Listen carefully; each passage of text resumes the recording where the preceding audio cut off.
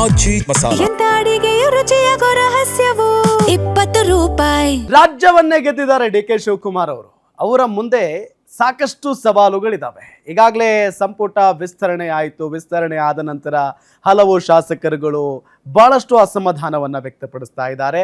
ಅವರನ್ನ ಸಮಾಧಾನ ಮಾಡಿದ ಹಾಗೆ ಇನ್ನೂ ಬಹಳಷ್ಟು ಚಾಲೆಂಜಸ್ಗಳು ಕೂಡ ಡಿ.ಕೆ. ಶಿವಕುಮಾರ್ ಅವರ ಮುಂದೆ ಇದೆ.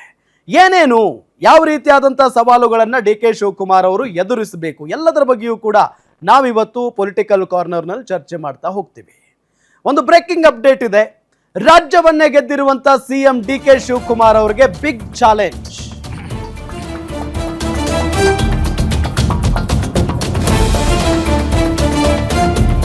ಮುಖ್ಯಮಂತ್ರಿಗಳಿಗೆ ದೊಡ್ಡ ಸವಾಲೇನು? ನೆಕ್ಸ್ಟ್ ಸವಾಲುಗಳನ್ನ ಎದುರಿಸೋದಕ್ಕೆ ರೆಡಿಯಾಗೇ ಬಿಟ್ರ ಡಿ.ಕೆ. ಶಿವಕುಮಾರ್ ಅವರು.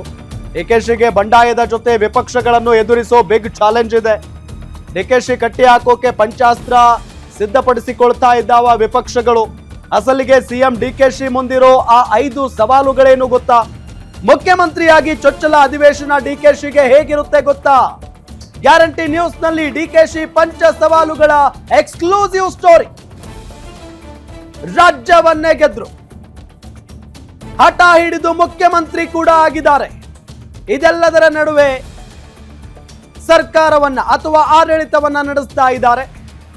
ಇದೆಲ್ಲದರ ನಡುವೆ ಡಿ.ಕೆ. ಶಿವಕುಮಾರ್ ಅವರ ಮುಂದೆ ಪಂಚ ಸವಾಲುಗಳಿದ್ದಾವೆ. ಅವುಗಳನ್ನ ಎದುರಿಸುವಂತ ಕೆಲಸವನ್ನ ಡಿ.ಕೆ. ಶಿವಕುಮಾರ್ ಅವರು ಮಾಡಬೇಕೀಗ. 5 ಸವಾಲುಗಳು ಬಹಳ ಇಂಟ್ರೆಸ್ಟಿಂಗ್ ಬರುತ್ತೆ ಸರ್. ಡಿ.ಕೆ. ಶಿವಕುಮಾರ್ ಅವರು ಬಂಡೆ ಅಂತ ಕರೀತಾರೆ. ಸವಾಲುಗಳನ್ನೆಲ್ಲ ಪುಡಿ ಪುಡಿ ಮಾಡ್ಕೊಂಡು ಹೋಗ್ತಾರ ಅಂತ. ಇಲ್ಲ, ಡಿ.ಕೆ. ಶಿವಕುಮಾರ್ ಅವ್ರ ರಾಜಕೀಯ ನೋಡಿದಾಗ ಸಹಜವಾಗಿ ಹೌದು, ಅವ್ರಿಗೇನು ಬಿರುದು ಕೊಟ್ಟಿದ್ದಾರೆ ಅದಕ್ಕೆ ತಕ್ಕಂತೆ ನಡ್ಕೊಂಡಿದ್ದಾರೆ. Correct. ಹಲವು ಸವಾಲುಗಳು ಬಂದಿದ್ದಾವೆ. ಆ ಸವಾಲುಗಳನ್ನ ಮೆಟ್ಟಿ ನಿಲ್ಲುವಂತಹ ಕೆಲಸವನ್ನ ಮಾಡಿದ್ದಾರೆ. ಅದರಲ್ಲಿ ಯಾವುದೇ ಡೌಟು ಕೂಡ ಇಲ್ಲ. ಮಾಜಿ ಪ್ರಧಾನಿ ದೇವೇಗೌಡರ ಕುಟುಂಬದ ವಿರುದ್ಧ ರಾಜಕೀಯ ಮಾಡೋದು ಅಷ್ಟು ಸುಲಭ ಅಲ್ಲ. ಅದರಲ್ಲಿ ಹಲವು ಬಾರಿ ಸಕ್ಸಸ್ ಆಗಿದ್ದಾರೆ. ಹಲವು ಬಾರಿ ದೇವೇಗೌಡರ ಕುಟುಂಬದ ವಿರುದ್ಧ ಇವರು ಕೂಡ ಸೋತಿದ್ದಾರೆ. ಅದಿಲ್ಲ ಅಂತ ಹೇಳ್ತಿಲ್ಲ. ಈಗಲೂ ಕೂಡ ಡಿ.ಕೆ. ಶಿವಕುಮಾರ್ ಅವರು 2023ರಲ್ಲಿ ಇಡೀ ರಾಜ್ಯವನ್ನ ಗೆದ್ರು. ಅಂದ್ರೆ ಇಡೀ ರಾಜ್ಯವನ್ನ ಗೆದ್ರು ಅಂದ್ರೆ 224 ಗೆದ್ರು ಅಂತಲ್ಲ. ಆದ್ರೆ ಅವ್ರ ಟಾರ್ಗೆಟ್ ಏನಿತ್ತು 136 ಸ್ಥಾನ ಕಾಂಗ್ರೆಸ್ ಗೆದ್ದೇ ಗೆಲ್ಲುತ್ತೆ ಅಂತ ನಿಖರವಾಗಿ ಹೇಳಿದ್ರು. ಅದೇ ರೀತಿ ಫಲಿತಾಂಶವೂ ಕೂಡ ಬಂತು. 136 ಸ್ಥಾನಗಳೇ ಗೆದ್ರು. ಮುಂದೇನೂ ಕೂಡ ಅಂಕಿಅಂಶ ಹೇಳಿದಾರೆ. ಅದು ನಿಜ ಆಗುತ್ತೋ ಸುಳ್ಳಾಗುತ್ತೋ ಗೊತ್ತಿಲ್ಲ. ಆದ್ರೆ ಹಿಂದೆ ಹೇಳಿದ್ರು ಅದು 2023 ಚುನಾವಣೆ ಎಲ್ಲ ಆಯ್ತು. ಅದರಂತೆ ಸಿದ್ದರಾಮಯ್ಯ ಅವರು ಮುಖ್ಯಮಂತ್ರಿ ಆದ್ರು. ಮೊದಲ ಅವಧಿಗೆ ಇವ್ರಿಗೆ ಸಿಗ್ಲಿಲ್ಲ ಅವಕಾಶ. ಆದ್ರೆ 2.5 ವರ್ಷದ ಬಳಿಕ ಡಿ.ಕೆ. ಶಿವಕುಮಾರ್ ಅವ್ರಿಗೆ ಅವಕಾಶ ಸಿಗುತ್ತೆ ಅನ್ನುವಂತ ಒಂದು ಸಂದೇಶ ಕಾಂಗ್ರೆಸ್ ಹೈಕಮಾಂಡ್ ಕೊಟ್ಟಿತ್ತು. ಹಾಗಾಗಿ ಮೊನ್ನೆ ತಡವಾಗಾದ್ರೂ ಕೂಡ ಅಧಿಕಾರ ಸಿಕ್ಕಿದೆ. ಈಗ ಇನ್ನು ಉಳಿದಿರುವಂತಹ 1.5 ವರ್ಷ 1.25 ವರ್ಷ ಇನ್ನೂ ಇದೆ. ಈ ಅವಧಿ ಡಿ.ಕೆ. ಶಿವಕುಮಾರ್ ಅವ್ರಿಗೆ ಸಣ್ಣ ಅವಧಿ ಏನಲ್ಲ. ಜೊತೆಗೆ ದೊಡ್ಡ ಟಾಸ್ಕ್ ಟೈಮ್ ಕೂಡ. ಯಾಕಂತ ಹೇಳಿದ್ರೆ ಮತ್ತೆ ಸರ್ಕಾರವನ್ನ ತರುವಂತಹ ಟಾಸ್ಕ್ ಕಾಂಗ್ರೆಸ್ ಹೈಕಮಾಂಡ್ ಡಿ.ಕೆ. ಶಿವಕುಮಾರ್ ಅವ್ರಿಗೆ ಕೊಟ್ಟಿದೆ. ಆದ್ರೆ ಅದಕ್ಕೂ ಮೊದಲು ಬರ್ತಿರುವಂತಹ ನಾಡಿದ್ರಿಂದ ಇರುವಂತಹ ಟಾಸ್ಕ್ ಇದು ದೊಡ್ಡ ಟಾಸ್ಕ್. ಮುಖ್ಯಮಂತ್ರಿ ಆಗಿ ಮೊದಲ ಅಧಿವೇಶನ. ಸಹಜವಾಗಿ ಡಿ.ಕೆ. ಶಿವಕುಮಾರ್ ಅವ್ರಿಗೆ ಇದು ಚೊಚ್ಚಲ ಅಧಿವೇಶನ. ಈ ಹಿಂದೆ ಸಚಿವರಾಗಿ ಕೆಲಸ ಮಾಡಿದ್ದಾರೆ, ಉಪಮುಖ್ಯಮಂತ್ರಿಯಾಗಿ ಕೆಲಸ ಮಾಡಿದ್ದಾರೆ, ಡೆಪ್ಯೂಟಿ ವಿರೋಧ ಪಕ್ಷ ನಾಯಕರಾಗಿ ಕೆಲಸ ಮಾಡಿದ್ದಾರೆ. ಅದು ಒಂದು ಭಾಗ. ಆದ್ರೆ ಈಗ ಮುಖ್ಯಮಂತ್ರಿ ಆಗಿ ಸದನದ ಸಭಾನಾಯಕರಾಗಿ ಕೆಲಸ ಮಾಡ್ತಾ ಇರೋದ್ರಿಂದ ಸಹಜವಾಗಿ ಅವ್ರಿಗೊಂದಷ್ಟು ಸವಾಲುಗಳು ಇರುವಂತದ್ದು ನಿಜ. ಈ ಸವಾಲುಗಳನ್ನ ಡಿ.ಕೆ. ಶಿವಕುಮಾರ್ ಅವರು ಯಾವ ರೀತಿಯಾಗಿ ಮೆಟ್ ನಿಲ್ತಾರೆ ಅಂತ ಒಂದ್ ಕಡೆ ಪ್ರಶ್ನೆ. ಜೊತೆಗೆ ವಿರೋಧ ಪಕ್ಷವನ್ನ ಸಹಜವಾಗಿ ಎದುರಿಸಬಹುದು. ಆದ್ರೆ ಆಡಳಿತ ಪಕ್ಷದಲ್ಲಿರುವಂತಹ ಸಣ್ಣ ಪುಟ್ಟ ಸಮಸ್ಯೆಗಳು ಕೂಡ ಯಾರೇ ಸಭಾನಾಯಕರಾಗಿರ್ಲಿ ಆಗಿರ್ಲಿ, ಯಾರೇ ಮುಖ್ಯಮಂತ್ರಿ ಆಗಿರ್ಲಿ, ಸಹಜವಾಗಿ ಅವ್ರಿಗೊಂದು ಆತಂಕ ಇರುತ್ತೆ. ಹೀಗಾಗಿ ಈಗ ಡಿ.ಕೆ. ಶಿವಕುಮಾರ್ ಅವ್ರಿಗೆ ಒಂದು ಕಡೆ ಅಸಮಾಧಾನಗೊಂಡಂತಹ ಶಾಸಕರನ್ನು ಕೂಡ ಸಮಾಧಾನ ಮಾಡಿ ತೆಗೆದುಕೊಂಡು ಹೋಗಬೇಕು. ಮತ್ತೊಂದು ಕಡೆ ಅಸಮಾಧಾನಗೊಂಡಂತಹ ಮಹಿಳಾ ಶಾಸಕರನ್ನು ಸಮಾಧಾನ ಮಾಡಿ ಕರ್ಕೊಂಡು ಹೋಗ್ಬೇಕು. ಅದೇ ರೀತಿ ಕಾಂಗ್ರೆಸ್ ಪಕ್ಷವನ್ನ ಹಾಗೂ ಕಾಂಗ್ರೆಸ್ ಸರ್ಕಾರವನ್ನ ಜೊತೆಗೆ ಮುಖ್ಯಮಂತ್ರಿಯನ್ನ ಯಾವ ರೀತಿಯಾಗಿ ಡೇರ್ ಅಂಡ್ ಡ್ಯಾಶ್ ಅನ್ನೋ ತರ ಹೋಗ್ತಾ ಇದ್ದಾರೆ. ಅವರನ್ನು ಯಾವ ರೀತಿ ನಾವು ಕಟ್ಟಾಕ್ಬೇಕು ಅನ್ನುವಂತ ಒಂದು ಲೆಕ್ಕಾಚಾರವನ್ನು ಸಹಜವಾಗಿ ಬಿಜೆಪಿ ಮತ್ತೆ ಜೆಡಿಎಸ್ ನಾಯಕರು ಮಾಡಿದ್ದಾರೆ. ಹೀಗಾಗಿ ನಾವು ಪಂಚ ಸವಾಲುಗಳೇನಿದಾವೆ ಅದರಲ್ಲಿ 1ನೇ ಸವಾಲು ಯಾವ್ದಪ್ಪ? ಮಹಿಳೆಯರಿಗೆ ಮಂತ್ರಿಗಿರಿ ಇಲ್ಲ ಅಂದ್ರೆ ಈಗ ಕೊಟ್ಟಿಲ್ಲ. ಸೊ ಮಹಿಳಾ ಸಚಿವರು ಇಲ್ಲದೆ ಮೊದಲ ವಿಧಾನಮಂಡಲ ಅಧಿವೇಶನ ನಡೆಯುತ್ತೆ. ಮಹಿಳಾ ಮೀಸಲಾತಿ ಬಗ್ಗೆ ಜಪ ಮಾಡ್ತಾ ಇದ್ರು. ಸದ್ಯಕ್ಕೆ ಮಹಿಳಾ ಆದ್ಯತೆ ಇಲ್ಲ. ಇರೋ ಖಾಲಿ ಸ್ಥಾನ ತುಂಬಲಿಲ್ಲ, ಮಹಿಳೆಯರಿಗೆ ಅವಕಾಶ ಸಿಗಲಿಲ್ಲ. ಇದೇ ಮೊದಲ ಬಾರಿಗೆ ಒಬ್ಬರು ಮಹಿಳಾ ಸಚಿವರಿಲ್ಲದೆ ಅಧಿವೇಶನ ನಡೀತಾ ಇರೋದು. ವಿಪಕ್ಷಗಳ ಮೊದಲ ಅಸ್ತ್ರನೇ ಡಿ.ಕೆ.ಶಿ ಕ್ಯಾಬಿನೆಟ್ನಲ್ಲಿ ಮಹಿಳೆ ಇಲ್ಲದೆ ಇರೋದು. ಇದೇ ವಿಚಾರದಲ್ಲಿ ಕಾಂಗ್ರೆಸ್ ಮಹಿಳಾ ಶಾಸಕಿಯರು ಸಿಕ್ಕಾಪಟ್ಟೆ ಅಸಮಾಧಾನವನ್ನ ಹೊಂದಿದ್ದಾರೆ. ಹೀಗಾಗಿ ಇದನ್ನೇ ಪ್ರಮುಖ ಅಸ್ತ್ರವನ್ನಾಗಿ ಬಳಸುವುದಕ್ಕೆ ವಿಪಕ್ಷಗಳು ನಿರ್ಧಾರವನ್ನ ಮಾಡಿದ್ದಾರೆ. ಈ ಸವಾಲು ದೊಡ್ಡ ಮಟ್ಟದ್ದು ಸರ್. ಕೇವಲ ವಿಪಕ್ಷಗಳು ಮಾತ್ರ ಅಲ್ಲ, ಇಡೀ ರಾಜ್ಯದ ಜನ ಇದರ ಬಗ್ಗೆ ಪ್ರಶ್ನೆ ಎತ್ತಿದ್ರು. ಯಾವತ್ತೂ ಈ ರೀತಿಯಾದಂಥ ಪರಿಸ್ಥಿತಿ ಆಗಿರಲಿಲ್ಲ. ಒಬ್ಬ ಮಹಿಳೆ ಇದ್ದೇ ಇರ್ತಾ ಇದ್ರು ಕ್ಯಾಬಿನೆಟ್ ನಲ್ಲಿ. But for the first time D K Shivakumar ಅವರ ಸಂಪುಟದಲ್ಲಿ ಒಬ್ಬ ಮಹಿಳೆನೂ ಕೂಡ ಇಲ್ಲ ಅನ್ನೋ ವಿರೋಧವನ್ನ ಎದುರಿಸಿದ್ರು. ಇದನ್ನ ಹೆಂಗ್ ನೋಡ್ತೀರಿ?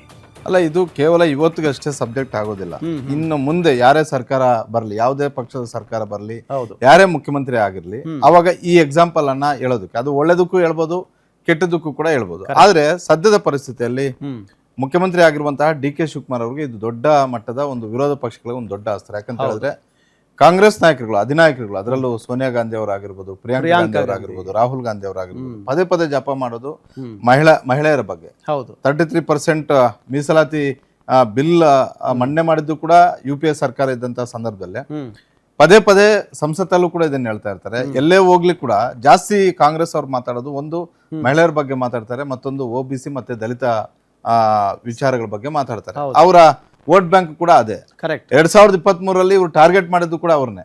ಒಂದನೇದಾಗಿ ಮಹಿಳೆಯರನ್ನ ಟಾರ್ಗೆಟ್ ಮಾಡಿದ್ರು, ಗೃಹಲಕ್ಷ್ಮಿ ಯೋಜನೆ ಮೂಲಕ. ಮತ್ತೊಂದ್ ಕಡೆ ಯುವಕರನ್ನ ಟಾರ್ಗೆಟ್ ಮಾಡೋದು, ಅಂದ್ರೆ ನಿರುದ್ಯೋಗ ಯುವಕರಾಗಿರ್ಬೋದು. ಈಗಷ್ಟೇ ವೋಟಿಂಗ್ ಮಾಡ್ತಿರುವಂತ ಯುವಕರನ್ನ ಯಾವ ರೀತಿಯಾಗಿ ಟಾರ್ಗೆಟ್ ಮಾಡಬೇಕು ಅಂತ ಲೆಕ್ಕಾಚಾರವನ್ನು ಹಾಕೊಂಡೆ ಹಲವು ವಿಚಾರಗಳಲ್ಲಿ ಪಂಚ ಗ್ಯಾರಂಟಿಗಳನ್ನ ಘೋಷಣೆ ಮಾಡಿದ್ರು. ಈಗ ಇಂತಹ ಸಂದರ್ಭದಲ್ಲಿ ಸಿದ್ದರಾಮಯ್ಯ ಅವ್ರ ಕಾಲದಲ್ಲಿ ಒಬ್ಬರನ್ನ ಮಿನಿಸ್ಟರ್ ಮಾಡಿದ್ರು, ಲಕ್ಷ್ಮೀ ಹೆಬ್ಬಾಳ್ಕರ್ ಅವ್ರನ್ನ. ಆದ್ರೆ ಅವರನ್ನೇ ಮತ್ತೆ ಮುಂದುವರಿಸ್ತಾರೆ ಅನ್ನುವಂತ ಲೆಕ್ಕಾಚಾರ ಬಹಳಷ್ಟು ದಿನಗಳಿಂದ ಇತ್ತು. ಕೊನೆ ಕ್ಷಣದಲ್ಲಿ ಏಕಾಏಕಿ ಬೇರೆ ಪರಿಷತ್ ಸದಸ್ಯರ ಹೆಸರು ಬಂದಾಗ ಸಹಜವಾಗಿ ಸಿದ್ದರಾಮಯ್ಯ ಅವರು ಅದಕ್ಕೆ ಆಕ್ಷೇಪ ವ್ಯಕ್ತಪಡಿಸರು. ಇವತ್ತಿಗೂ ಕೂಡ ಆ ಸ್ಥಾನ ಹಾಗೆ ಖಾಲಿ ಇದೆ. ಗಾಯತ್ರಿ ಅವರ ಹೆಸರು ಬಂತು. ಗಾಯತ್ರಿ ಅವ್ರಿಗೆ ಪ್ರಮಾಣ ವಚನ ಬೋಧನೆ ಮಾಡ್ಲಿಲ್ಲ, ಸ್ಟಾಪ್ ಮಾಡೋದು. ಅದು ಸಿದ್ದರಾಮಯ್ಯ ಅವ್ರ ಪಾತ್ರನೂ ಇದೆ, ಡಿ ಕೆ ಶಿವಕುಮಾರ್ ಅವ್ರ ಪಾತ್ರನೂ ಕೂಡ ಇದೆ. ಅವ್ರ ಹೆಸರು ತರೋದ್ರಲ್ಲಿ ಪಾತ್ರ ಇರೋದು ಕಾಂಗ್ರೆಸ್ ಹೈಕಮಾಂಡ್. ಕರೆಕ್ಟ್. ಅವ್ರಿಗೆ ಪ್ರಮಾಣ ವಚನ ಬೋಧನೆ ಮಾಡದೇ ಇರುವಂತೆ ನಿಲ್ಲಿಸಿದ್ದು ಸಿದ್ದರಾಮಯ್ಯ ಮತ್ತೆ ಡಿ ಕೆ ಶಿವಕುಮಾರ್ ಇಬ್ರು ಕೂಡ. ಹೀಗಾಗಿ ಈ ಬಾರಿ ಮೊದಲ ಅಧಿವೇಶನ ಫೇಸ್ ಮಾಡ್ತಾ ಇರುವಂತಹ ಮುಖ್ಯಮಂತ್ರಿ ಡಿ ಕೆ ಶಿವಕುಮಾರ್ ಅವ್ರಿಗೆ ಮೊದಲ ಸವಾಲೆ ನಮ್ಮ ಸಚಿವ ಸಂಪುಟದಲ್ಲಿ ಮಹಿಳೆ ಇಲ್ಲ. ಇದನ್ನ ಸಹಜವಾಗಿ ಬಿಜೆಪಿನೂ ಪ್ರಶ್ನೆ ಮಾಡುತ್ತೆ, JDS ಪ್ರಶ್ನೆ ಮಾಡುತ್ತೆ. ಯಾಕಂತ ಹೇಳಿದ್ರೆ ವಿರೋಧ ಪಕ್ಷಗಳಿಗೆ ಇಂಥ ಅವಕಾಶಗಳು ಸಿಗಬೇಕು. ಬಟ್ ಇದು ಅಷ್ಟು ದೊಡ್ಡ ಸವಾಲಾಗುತ್ತಾ ಅಂತ ಅಲ್ಲ. ನೀವು ಪದೇ ಪದೇ ಮಾತಿದ್ರೆ ಸಾಕು ಮಹಿಳೆ ಅಂತ ಹೇಳ್ತಿರಲ್ಲ. ನಿಮ್ಮ ಅಧಿನಾಯಕಿಯರ ಮಹಿಳೆಯರಿದ್ದಾಗ ನೀವು ಈ ಬಾರಿ ಎಲ್ಲಾ ಲೆಕ್ಕಾಚಾರ ಹಾಕಿದ್ದೇನಂತ ಹೇಳಿದ್ರೆ ಒಂದಲ್ಲ 2 ಸ್ಥಾನ ಸಿಗುತ್ತೆ ಅಂತ. ಹೌದು, 2 ಸ್ಥಾನ ಹೋಗ್ಲು ಒಂದಾದ್ರೂ ಇಟ್ಕೋಬೇಕಾಗಿತ್ತಲ್ಲ. ಅದೇನೋ ಅವರು ಸಚಿವ ಸಂಪುಟದಲ್ಲಿ ಒಬ್ಬ ಮಹಿಳಾ ಪ್ರತಿನಿಧಿ ಇದಾರೆ ಅಂತ ಹೇಳ್ಕೊಳ್ಳೋದಕ್ಕಾದ್ರೂ ಒಬ್ಬರಿಗೆ ಅವಕಾಶ ಕೊಡ್ಬೇಕಾಗಿತ್ತಲ್ಲ. ನೀವು ಯಾರಿಗಾದ್ರೂ ಕೊಟ್ಕೊಳ್ಳಿ.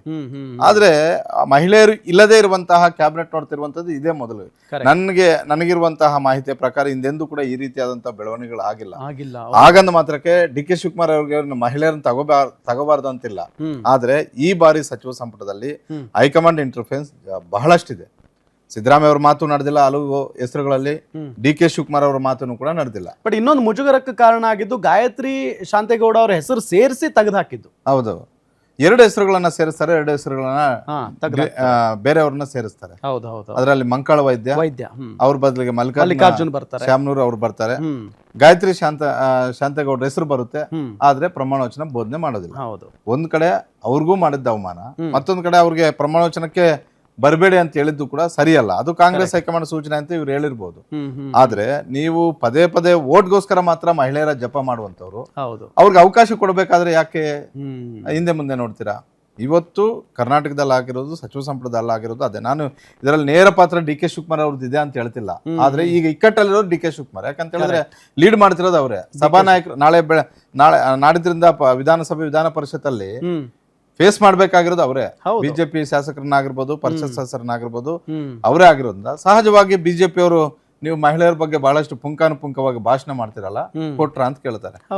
ಸಹಜವಾಗಿ ಅವರು ಕೇಂದ್ರದಲ್ಲಿ 2-3 ಅವಕಾಶಗಳು ಕೊಟ್ಟಿರೋದ್ರಿಂದ ಅವರು ಹೇಳ್ಕೊಳ್ಳೋದಕ್ಕೆ ಅವ್ರಿಗೆ ಬಿಜೆಪಿ ಅವ್ರಿಗೆ ಒಂದ್ ಸ್ವಲ್ಪ ಮರ್ಯಾದೆ ಇದೆ. ಇವ್ರಿಗೆ ಈಗ ಸಮರ್ಥನೆ ಮಾಡ್ಕೊಳ್ಳೋದಕ್ಕೆ ಅಷ್ಟು ಗೌರವ, ಅಷ್ಟು ಮರ್ಯಾದೆ ಕಾಂಗ್ರೆಸ್ ಅವ್ರಿಗೆ ಇಲ್ಲ ಸದ್ಯಕ್ಕೆ. ಬೇರೆ ವಿಚಾರಗಳಲ್ಲಿ ಇರಬಹುದು, ಆದ್ರೆ ಮಹಿಳೆಯರು ಇಲ್ಲದೆ ಇರುವಂತಹ ಕ್ಯಾಬಿನೆಟ್ ಅಪೂರ್ಣ ಅಂತಾನೆ ನಾವು ಹೇಳ್ಬೇಕಾಗುತ್ತೆ.